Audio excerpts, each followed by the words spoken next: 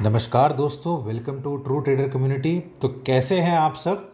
I hope आज आपको market में मज़ा आया होगा। ऐसा मैं क्यों कह रहा हूँ, क्योंकि कल मैंने कहा था कि हो सकता है मार्केट में अभी थोड़ा डाउन साइड देखने को मिल सकता है, क्योंकि पिछले 14 दिनों से निफ्टी जो है वो अपने मतलब देखा जाए तो 14 दिनों से वो ग्रीन में क्लोज हो रहा है, और ऐसा इतिहास में पहली बार हुआ है। ठीक है, तो उसको कभी ना कभी तो अपने इस ट्रेंड लाइन को तोड़ना ही था। और मैंने कल कहा था कि हो सकता है कि निफ्टी अपने जैसे कि 15 मिनट के चार्ट पर यदि मैं जाएं हम लोग जाएं, तो 15 मिनट के चार्ट पे हम लोगों को दिखाई दे रहा था कि निफ्टी जो है वो इस ट्रेंड लाइन को तोड़ने के लिए तैयार है। हो सकता है कि वो कल ही तोड़ दे, ये बात मैं कल कह रहा था, या हो सकता है कि वो एक बार 400 के पास जा करके वापस से नीचे आ जाए। ठीक है, तो आज निफ्टी ने ऐसा ही किया। निफ्टी में आज एक ग्लोबल सेंटीमेंट जो है वो नेगेटिव बना था, इसकी वजह से निफ्टी भी नीचे गया है, राइट। और साथ ही में हमारे पास अभी एक तरीके से यूएस इकोनॉमी में एक तरीके से हमारे पास रिसेशन के संकेत, मतलब एक तरीके से बाजार बना रहा है कि रिसेशन के संकेत मिल रहे हैं। ठीक है, साथ ही में कल हमारे पास न्यूज़ का एक ट्रिगर क्या है, कल यूएस का हमारे पास शाम को, मतलब यानी कि एक तरीके से यूएस में 6 बजे इनिशियल जॉबलेस क्लेम्स का डेटा आएगा। आई होप आप सभी को पता होगा कि जॉबलेस क्लेम डेटा क्या होता है। नहीं पता है तो मैं फिर से बता दे रहा हूँ। जॉबलेस क्लेम डेटा वो होता है, यदि मान लो वहाँ पे एक्चुअली एक पॉलिसी क्या है, यदि आप जॉबलेस हो और तो आपको अप टू 6 मंथ्स गवर्नमेंट जो है आपको पेमेंट देती है, ताकि आप अपना घर का खर्चा चला सको। एक तरीके से अपने उसको मान सकते हैं। तो ये जॉबलेस डेटा जो है, जॉबलेस क्लेम का जो डेटा है, वो यदि ज़्यादा आ गया, मार्केट अभी एक्सपेक्ट कर रहा है कि वो 235,000 आएगा। ठीक है, 235K आएगा, यानी कि 2,35,000 जॉबलेस क्लेम्स आएंगे। तो ये एक तरीके से ज़्यादा आएगा।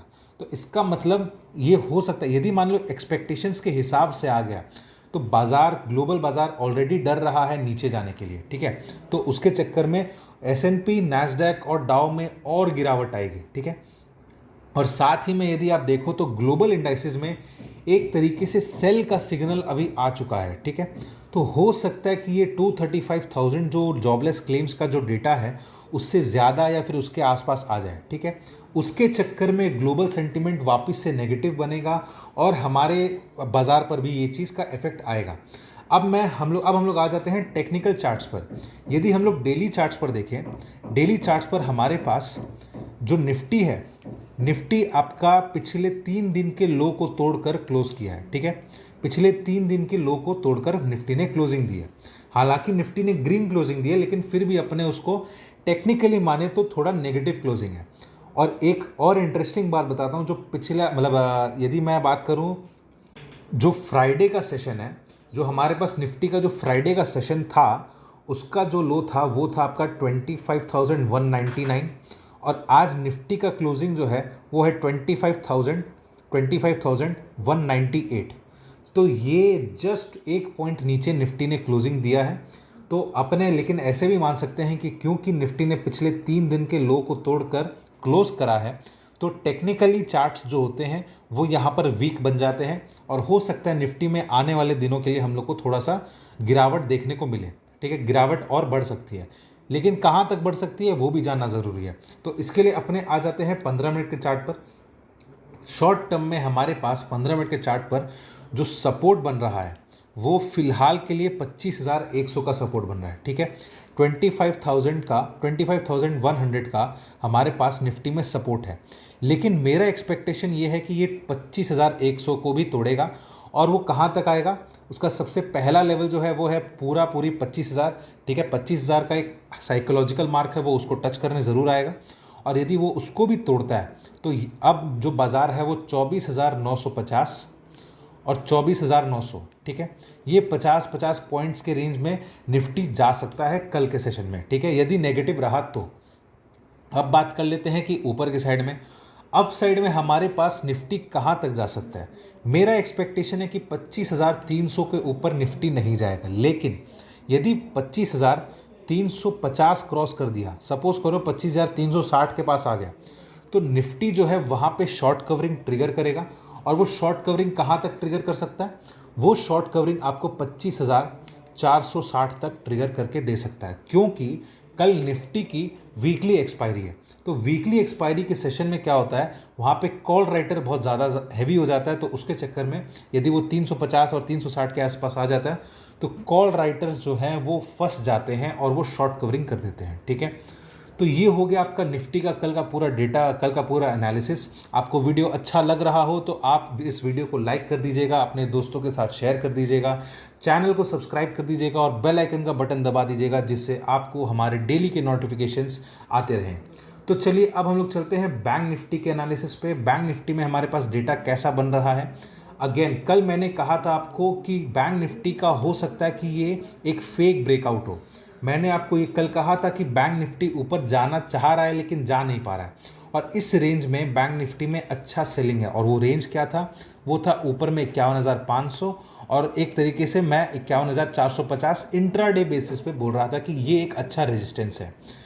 टूवर्ड्स द एंड लास्ट के सेशन में क्या हुआ, सेशन के एंड में क्या हुआ, कल के दिन बैंक निफ्टी में शॉर्ट कवरिंग ट्रिगर हुआ और उसका एक लौता रीज़न था आपका उसका वीकली एक्सपायरी।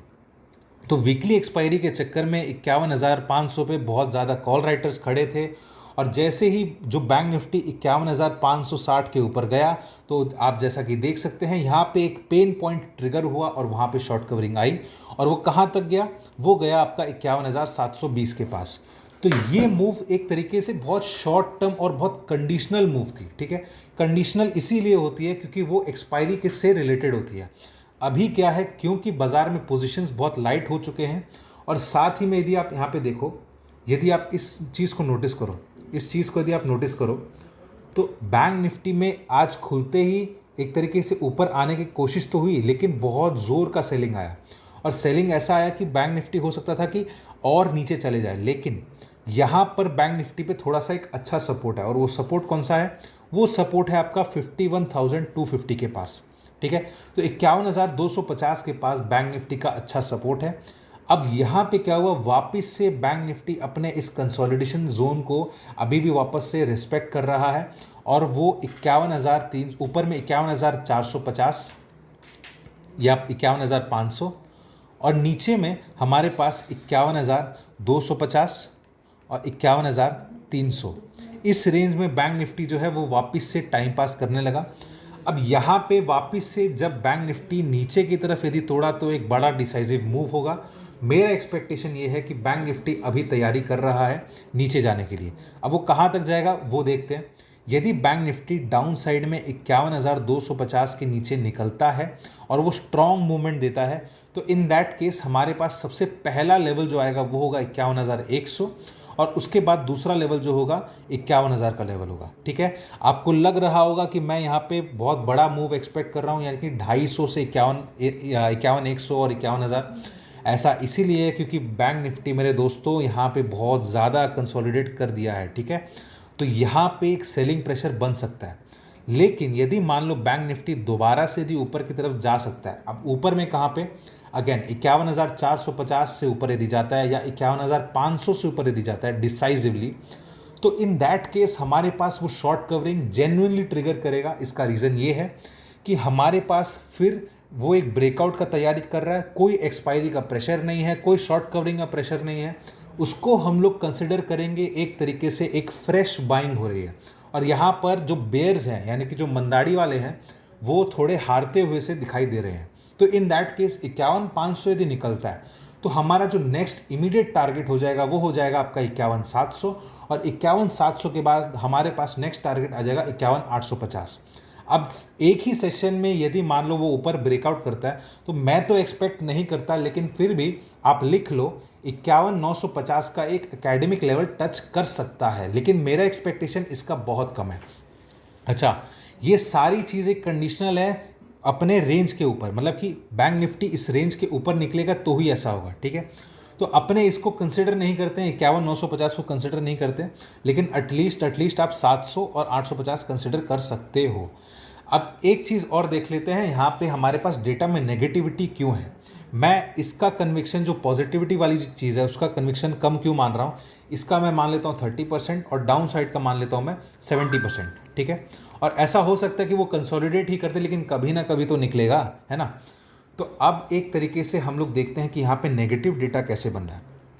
यहाँ पे यदि आप 1 घंटे के चार्ट में आओ, 1 घंटे के चार्ट पे बैंक निफ्टी में एक तरीके से जो कंसोलिडेशन हुआ है, हो सकता है कि देखा जाए तो निफ्टी तो अपना लाइफ टाइम हाई बना ही रहा है, बार बार कोशिश कर रहा है, लेकिन बैंक निफ्टी ने अपना लाइफ टाइम हाई नहीं बनाया और साथ ही में बैंक निफ्टी नीचे की तरफ बार बार आ रहा है। तो अब आप यदि देखो तो यहाँ पे हो सकता है ये एक तरीके से हेड एंड शोल्डर पैटर्न बनाए।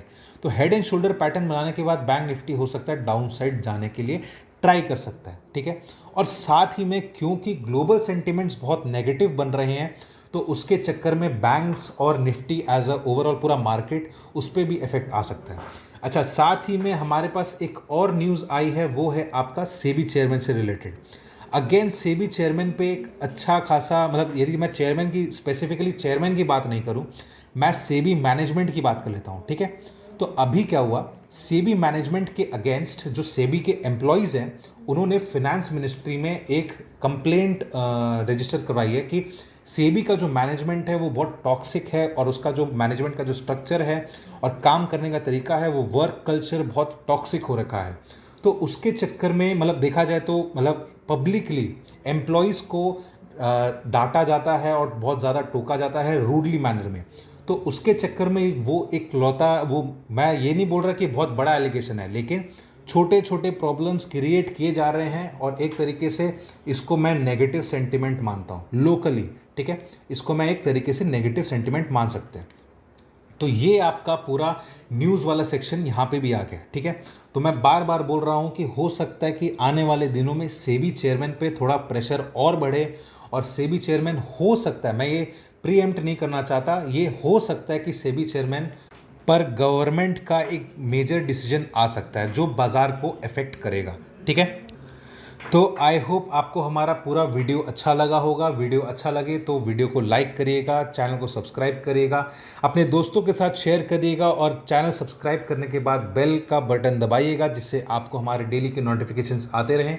और हमारे साथ जुड़ने के लिए आप स्क्रीन पर फ्लैश किए गए नंबर पर हमसे कांटेक्ट कर सकते हैं और हमारे साथ लाइव मार्केट में जुड़ सकते हैं। और साथ ही में हम लोग आने वाले दिनों में एक कोर्स लॉन्च करने जा रहे हैं जिसमें हम लोग बेसिक से लेके एडवांस तक स्टॉक मार्केट का हम लोग कोर्स आपको सिखाएंगे पूरी तरीके से। आपको हम लोग वहाँ पे बहुत ऐसी ऐसी चीज़ें देंगे जो आपके नॉलेज को बहुत अच्छे से बढ़ाएगी, ठीक है।